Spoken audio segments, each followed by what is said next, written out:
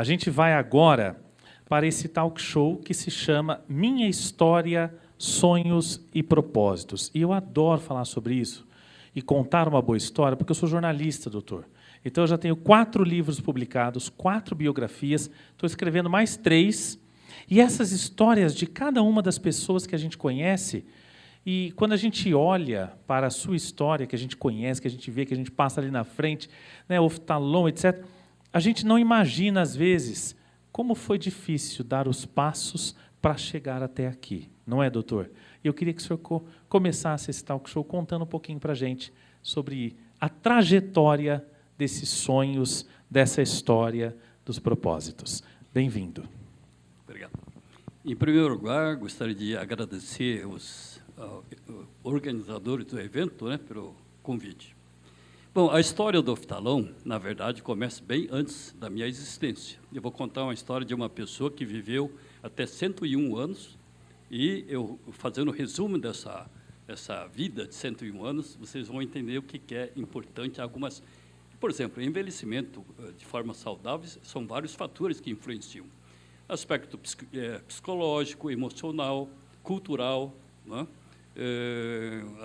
Orgânico, são vários fatores que contribuem para envelhecimento de forma saudável.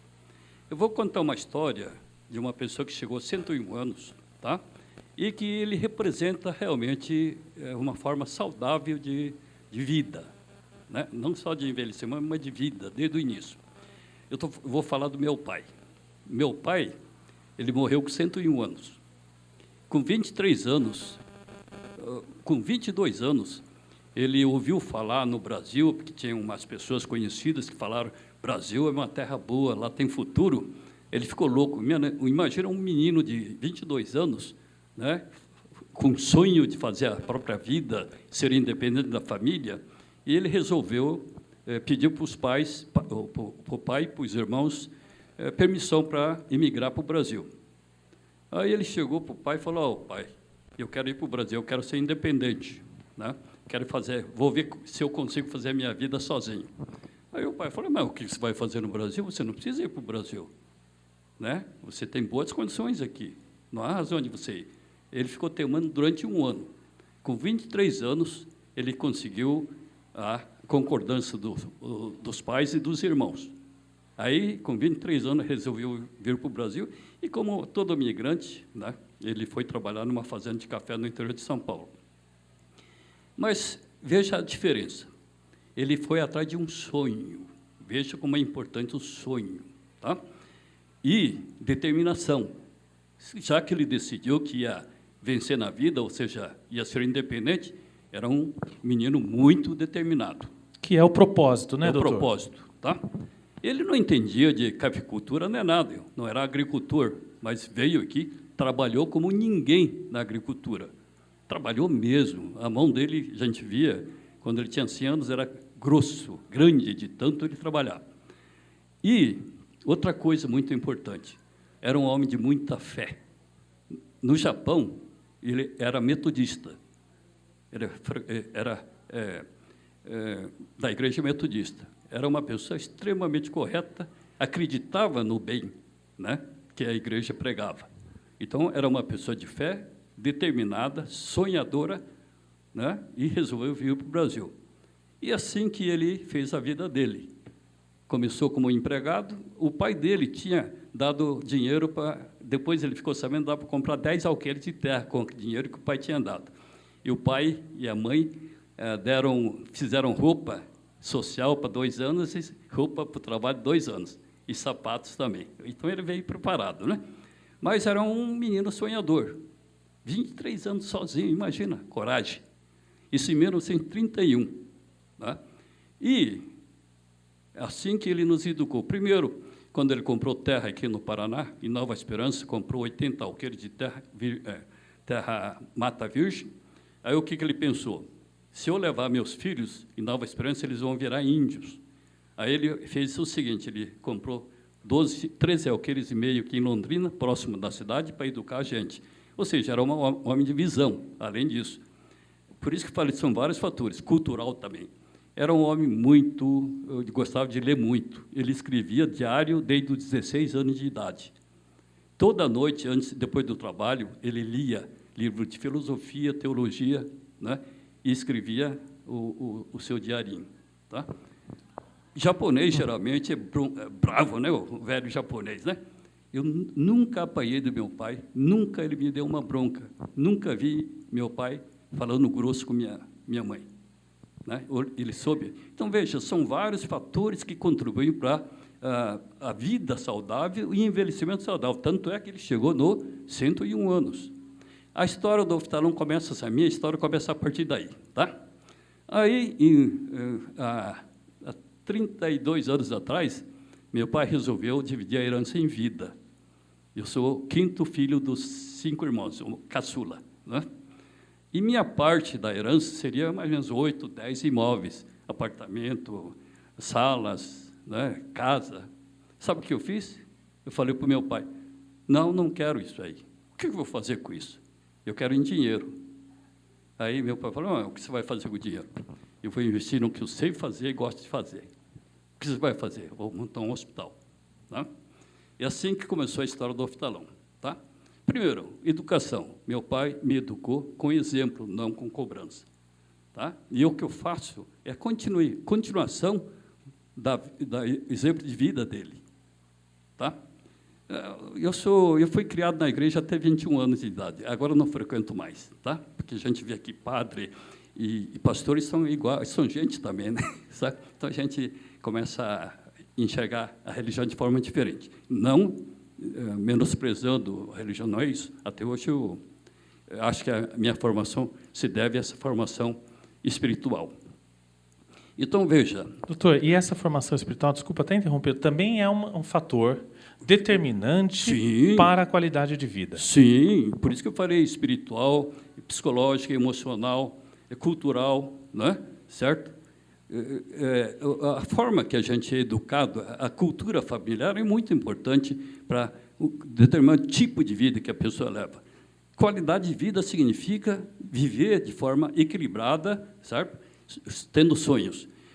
Como eu sou de formação religiosa, né? Eu não sou religioso assim atualmente, mas meu pai era muito religioso. E vocês lembram de alguém há 2000 anos atrás falou: deixai vir a mim os pequeninos, dele será o reino dos céus. O que ele quis dizer com isso? Será que só criança vai para o reino dos céus, se é que existe o céu? Mas será que só criança que vai para o reino do céu? Eu acho que não é isso que ele quis dizer. Livre interpretação minha.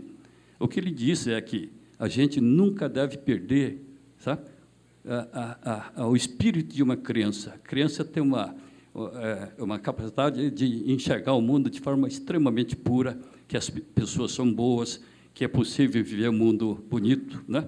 E alguém há 2000 anos ensinou a gente a ser assim. A gente tem que ser um instrumento de mudança do mundo que a gente vive, acreditar nisso. Não perder a capacidade de sonhar como uma criança tem. A criança sonha com um mundo bonito, com pessoas boas. Né? E essa característica de criança que a gente não deve perder nunca, porque isso é que transforma as pessoas, transforma o mundo. Exemplo é meu pai, que ele sonhou, né, vir para o Brasil, e isso deu energia para isso. E o oftalmão foi fruto de um sonho também. Tá? Doutor, você está me contando essa história e a gente vai ficando curioso, né? A gente, jornalista, vai querendo fazer perguntas, sabe, doutor? Sim. Então, por exemplo, esses diários que ele escreveu. Claro, o senhor conviveu muito tempo com ele, né? Ele viveu até os 101 anos. Mas eu tenho certeza que nos diários dele, que o senhor já deve ter lido um pouquinho, né? Deixa eu contar uma coisa. Meu pai escrevia diário e, lógico, ele tinha uma namorada, deixou uma namorada do Japão, né? Aí ele escrevia, né, aquelas poemas, né, românticos, né? Aí casou com minha mãe, aí ele jogou fora, sabe? E com 70 e poucos anos, não sei o que aconteceu nele, e ele resolveu queimar tudo, que não é arrependimento, mas ele, coisa velha, vou jogar fora, e queimou diários também. Tá? Mas sobrou um ou dois livros, né, que ele fala do dia a dia, de quando o filho voltou, que está fazendo facada fora, essas coisas, está tudo anotado. Né? mas ele acabou desfazendo de muita coisa. Tanto é que ele tinha um relógio que ele tinha ganho do avô dele. É um dos primeiros relógios feitos no Japão. E era relógio de bolso. E ele parou de funcionar, sabe o que ele fez? Jogou na fogueira. Aí minha mãe correu lá e pegou o relógio. Eu tenho até hoje esse relógio lá em casa. É um relógio japonês, um dos primeiros fabricados no Japão. Então, veja, meu pai era uma pessoa diferente. Meu pai nunca deu bronca, ergueu a voz com os filhos, nunca falou de forma grosseira com a mãe. Isso não, obrigado. E assim que ele nos educou. E essa loucura de eu investir toda a herança, né? Não só minha, depois eu vou contar, no hospital, por causa de um sonho, né? De transformação desse mundo. Eu sou médico, mais do que obrigação, eu atender a todos, sem distinção de condição social, de condição econômica. Tanto é que a primeira coisa que eu montei, quando montei o hospital, foi montar um ambulatório para atender esse povo pobre. Era INAMPS na época, não era nem SUS. Tá? Primeira coisa que eu montei foi um ambulatório. Até hoje eu levo paulada, porque eu atendo esse povo ainda, e a prefeitura deixa o paciente às 4, 5 horas da manhã, forma uma fila, e o pessoal vem pau em cima da gente, falta dinheiro. Não é bem assim, né? A prefeitura que deixa lá, a gente abre às 7 horas. Mas isso faz parte, não estou reclamando, não, tá? Faz parte da atividade. Faz parte da atividade. Importante que a gente atende com qualidade, tá? Foi o primeiro hospital de Londrina que conseguiu a certificação de qualidade da ONA. Foi o primeiro hospital do Paraná que conseguiu a certificação do The Best Place to Work de hospital do Paraná, foi o primeiro, tá? Foi o primeiro hospital do Brasil a fazer parte da Associação Mundial de Hospitais de Olhos. Inclusive, meu filho, que é superintendente, faz parte do board da Associação Mundial, tá? Faz parte da diretoria. E assim que a gente fez, investiu. Quando eu investi no hospital, eu investi pensando em dinheiro. Imagina, certo? Eu vou montar com herança, deixar de pegar 8, 10 imóveis aí e vou investir e atender pobre para ganhar dinheiro? Não, eu não sou muito inteligente, mas não sou tão burro também, né? Na verdade. Na verdade, é puro idealismo. Eu sou médico. O médico ele tem que se preocupar com o sofrimento humano.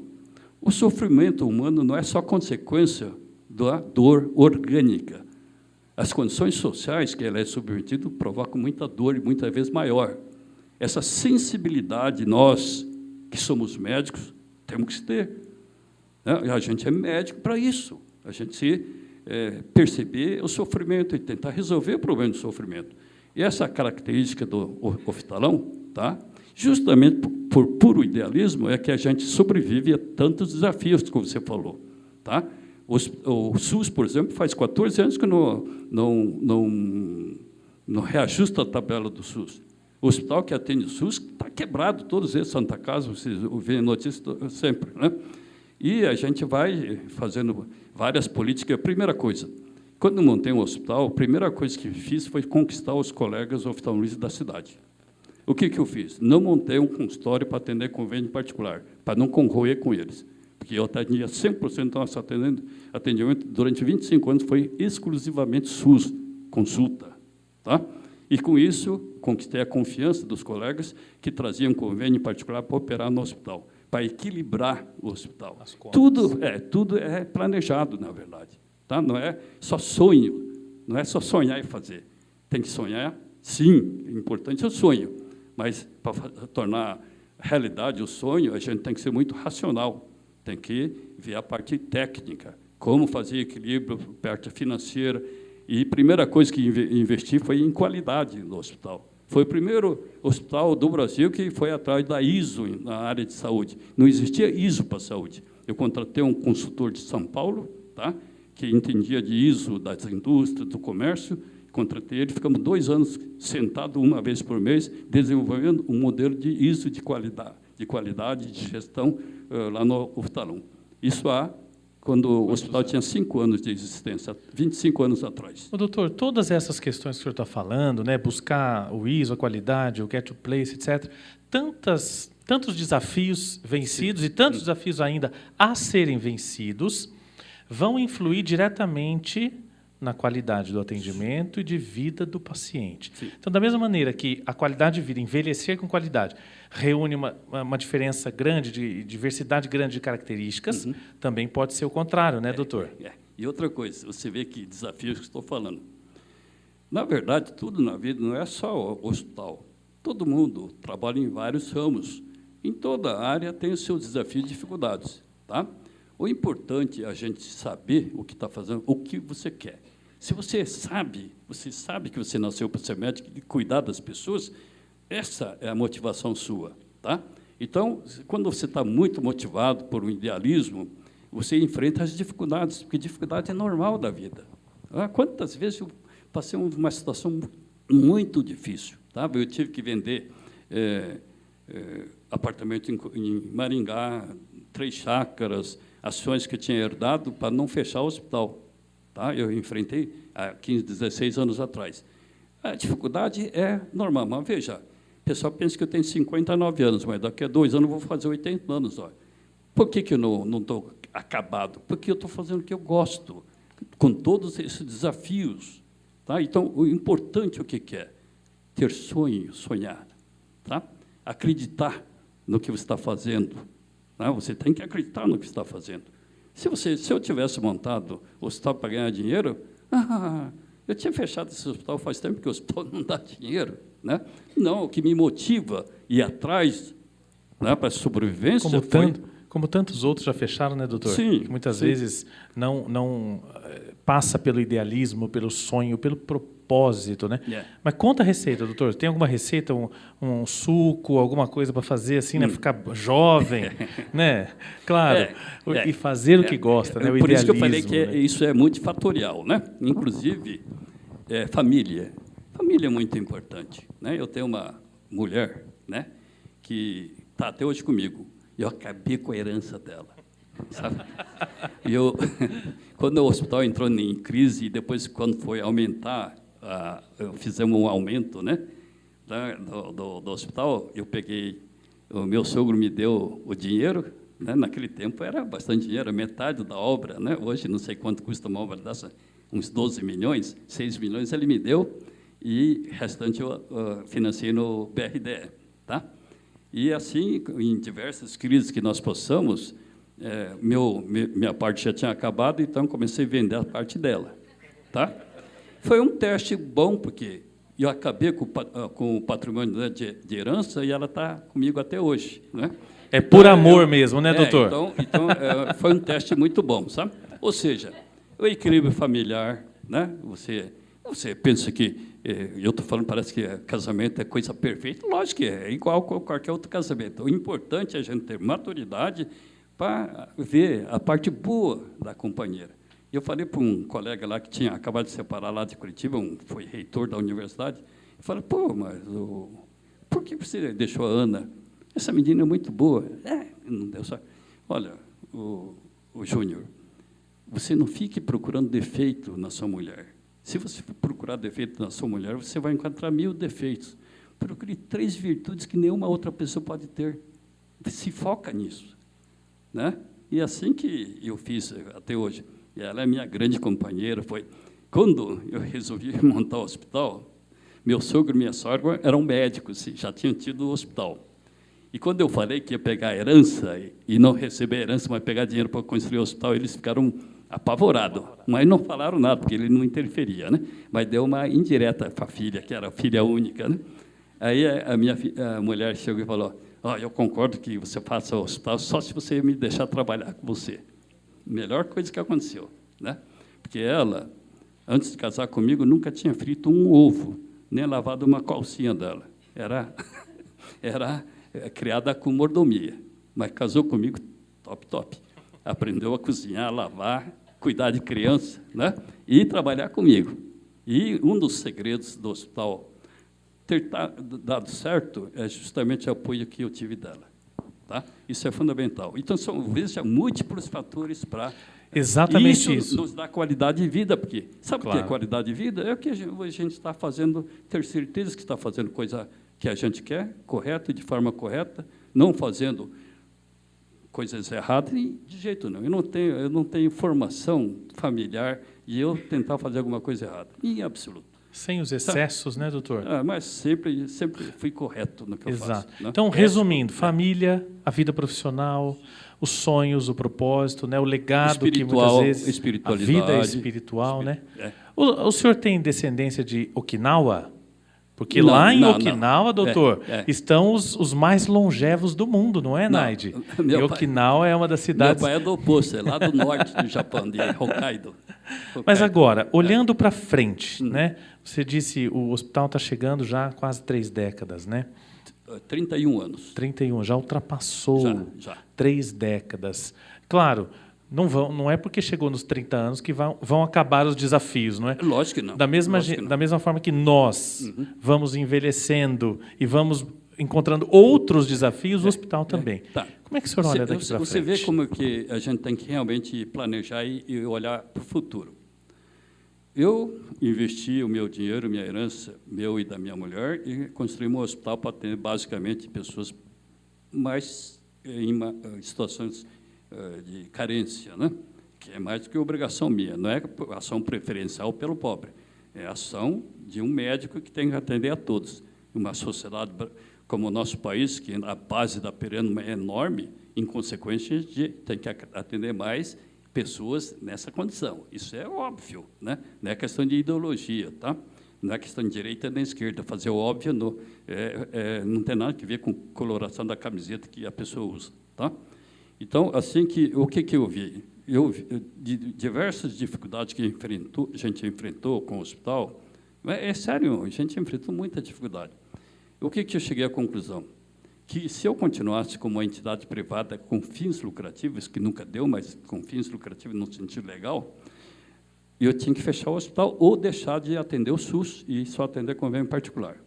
Mas essa não era a minha opção quando montei o hospital. Não tinha lógica para não ter que fechar o hospital porque está dando prejuízo, né? Ou deixar de atender o SUS, não era a opção. Então, o que eu fiz? Eu optei por transformar o hospital numa instituição de caráter filantrópico, como a Santa Casa, o Hospital do Câncer Evangélico. Eu não sou dono, eu sou fundador. O pessoal me associa muito ao Oftalão porque eu sou fundador, mas não sou dono do Oftalão porque a entidade filantrópica não tem dono, tá? Então, eu resolvi transformar numa instituição filantrópica, de caráter filantrópico. Instituição filantrópica não tem lucro, ele tem sobra, se tiver sobra, tem sobra, e a sobra tem que ser tudo reinvestido outra vez na instituição, tá? Não se tira nada da instituição, do caixa da instituição. Se eu fosse um cara que ficasse pensando em ganhar dinheiro, você acha que eu ia fazer isso? Não, eu nunca pensei em ganhar dinheiro na profissão. Não que eu não precise de ganhar dinheiro, não é pecado ganhar dinheiro, desde que seja honestamente, tá? Então, eu sou um médico razoavelmente conhecido, então eu tenho uma clientela boa no meu consultório, né? Eu sou o cirurgião que mais operou catarata aqui em Londrina, tá? Tem várias pessoas que eu operei aqui, não vou nominar, tá? Mas eu operei, estou operando quase 25 mil cirurgias de catarata, tá? Mas o que é? Na verdade, eu transformei uma instituição filantrópica para dar continuidade à instituição. E eu estou planejando, inclusive, convidando várias pessoas da sociedade, de pessoas de bom nível, de bom caráter, para fazer parte da instituição, para ela continuar além da minha existência. Só se ela sobreviver além da minha existência, aí sim valeu a pena eu ter investido e sonhado em fazer o oftalão, né? E aí, de fato, é um legado, né, doutor? Sobreviver além daquilo que nós... Ou seja, conquistando outras pessoas através do sonho, né? E eu queria que você falasse justamente 25 mil cirurgias de catarata. Como é que isso interfere na qualidade de vida das pessoas, principalmente das pessoas mais longevas? 25 mil cirurgias que estou falando é que eu fiz, né? Porque a equipe do oftalão é enorme, então não sei quantos milhares de cirurgias a gente já fez. Ontem foi dia meu cirúrgico. Eu vou falar uma verdade, viu? Eu falo que eu tinha 6 cirurgias ontem, mas quem faz é minha filha. Minha filha é uma fera, né? Então, eu estou transferindo todos os meus pacientes para ela. E ela tinha 10, né? Ontem, no hospital, foram realizadas 73 cirurgias, tá? Aí, hoje de manhã, eu passei lá no postinho da enfermagem, eu vi a relação da cirurgia do dia. Sabe quanto tinha hoje? 83. É o centro cirúrgico mais movimentado de Londrina, é do Oftalão. Não é Santa Casa, não é evangélico, não é o HU. O hospital que mais realiza a cirurgia é o Oftalão. Desse aí, grande parte é SUS. Muito bem. Alguém quer fazer alguma pergunta? Aproveita que ele está aqui, ó, compartilhando o conhecimento. Se alguém quiser saber algum segredo, não é? É agora, né, doutor? Vamos lá. Como é o seu nome? Pode fazer a pergunta. Yoshiko Ogata. Toshiko. Pode fazer a pergunta. Eu fui a primeira cliente dele para fazer catarata. Quando eu falei que ia fazer catarata, todo mundo falou, nossa, mas você tem coragem? O que é isso? Você não conhece a cirurgia? Eu falei, não, tem que cuidar dos meus olhos. Confio nele. E assim, marquei, cheguei em casa com ele. Semana que vem eu tenho uma cirurgia. Ah, é? Que cirurgia que é? Catarata. Como? Você vai fazer catarata? Com quem? Aí o doutor não pode. Aí não vai fazer assim. Pode fazer. Olha, tá vendo? E agora está enxergando tudo. Dr. Frank Ogata era médico. É? Muito bem. Isso há quanto tempo, mais ou menos? Foi uma das primeiras clientes dele. Olha. Você viu que ele já trabalhou bastante depois, né? Estou formado há 51 anos. Muito bem, obrigado, Toshiko. Pode fazer seu nome. Aí, ó. Como É é? fé. É, né? Aí, ó. Minha filha é fera. Obrigado. Amém. Obrigado. O senhor é um pai coruja, não é? Eu tenho 4 filhos, né? E 2 são oftalmologistas. E já a aparência engana, eu estou chegando a 80, né? Então eu tenho que ter humildade de saber a hora de parar. Então eu comecei a transferir as cirurgias para minha filha. Gozado, eu estou numa fase que pessoas conhecidas da cidade eu operei, né? Eu não posso ficar citando nome porque não é ético, mas uma pessoa era grande comerciante, empresário de Londrina, há 35 anos atrás eu operei ele. Aí o filho dele está com 70 anos e veio com catarata. Aí fiz todo o pré-operatório. No dia de marcar a cirurgia, né, a pessoa virou para mim: ô, Ratzegal, eu estou achando que você está velho, quero operar com sua filha. Né? Aí o outro também, um ex-jogador, aí eu estou entregando o jogo, né? Ex-jogador, eu tinha operado a dele há uns 30 e poucos anos também. Aí ele veio com catarata. Aí ele falou a mesma coisa. Ou seja, o pessoal já está sabendo que minha filha é fera na cirurgia. Tanto é que ela me operou. Operou a mãe também. Dificilmente um cirurgião opera os pais. Mas ela é firme. Mas o doutor, a questão de ser longevo também passa por entender o que é para cada fase da vida. Quando o teu pai, por exemplo, dividiu os bens, e nós estamos falando de uma questão patrimonial, que hoje é pauta de jornais e assuntos, etc., mas 32 anos atrás não era. 40 anos atrás não era assunto. E ele fez isso, ele transferiu um legado. E você está dizendo para a gente agora que está transferindo um legado né, da cirurgia, do conhecimento, etc., dos pacientes. Isso também é importante para a nossa saúde mental e para sermos longevos. Aquilo que eu disse, é equilíbrio de vários fatores, né?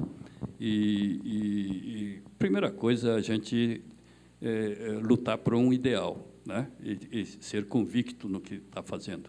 E ter certeza que você está fazendo de forma correta. Porque não adianta um cara malandro, né? Um profissional malandro que quer levar vantagem para ganhar dinheiro, não vai ter qualidade de vida. Não é verdade? Qualidade de vida significa até a parte espiritual que eu falei, que consciência tranquila, saber que está fazendo o bem, que está tudo gira em torno do bem, tá? Isso é fundamental.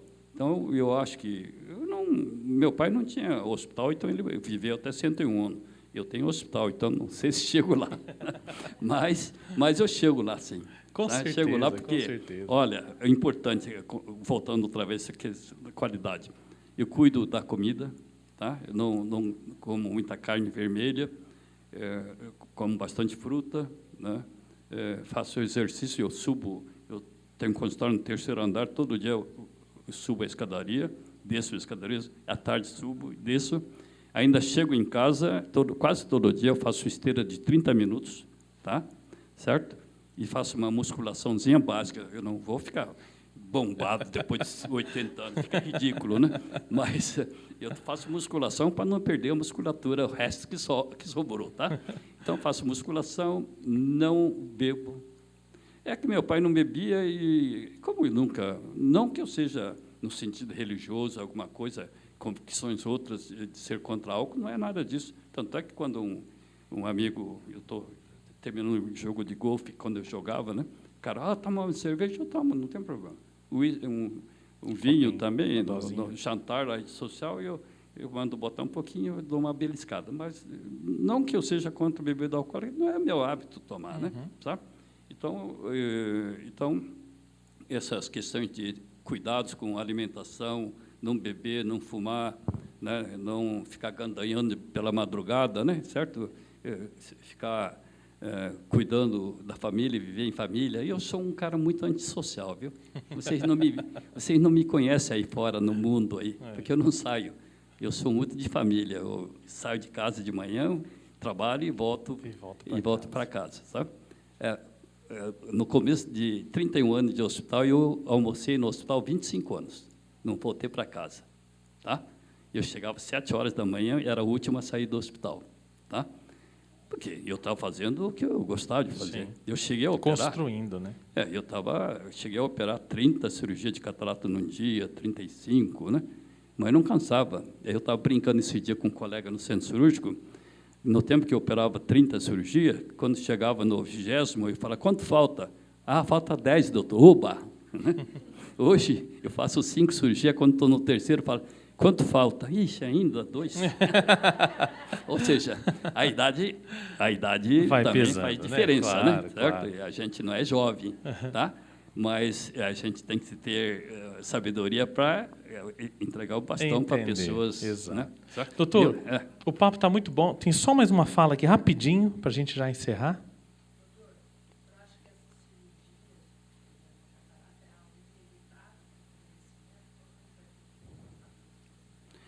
Do jeito que o povo está chegando nos 100 anos, né? Todo mundo provavelmente vai ter catarata, né? Porque a catarata é uma lente que a gente tem dentro do olho, chamado cristalino, que envelhece. Ele é transparente, mas com o tempo ele fica leitoso. Então, isso é processo de envelhecimento. O envelhecimento é inevitável. Né? Doutor, muito obrigado por esse talk show, por esse conhecimento, por compartilhar um pouco com a gente algumas histórias, que dá um livro, não dá? Para escrever um livro, fazer um filme. Não é isso, doutor? Um dia um escritor chegou para mim, doutor, não quer fazer um livro aí contando sua história? Eu falei, olha, a história da minha vida não cabe em meia página de um livro. Eu falei para ele. Uma salva de palmas, doutor Nobuaki Hasegawa. Doutor, nós vamos sortear aqui 2 brindes do Oftalão, não é isso? Quem é a pessoa mais longeva nesse auditório? 74. Tem alguém que tem mais? Quanto? 77, 76? 85. Ganhou. 80 aí? 8. Ih, ganhou. Quem dá mais? Quem dá mais? Pode vir buscar aqui, por favor, o seu brinde. Tem alguém fazendo aniversário hoje? Então, você ganhou também. Pode vir buscar. Naide, confere, hein? Se está certo o documento ali. Entendeu? Doutor, nós queremos te entregar aqui um presente nosso do Hashimitsu Ateliê de Delícias. Vamos, mais uma vez, agradecê-lo com uma grande salva de palmas.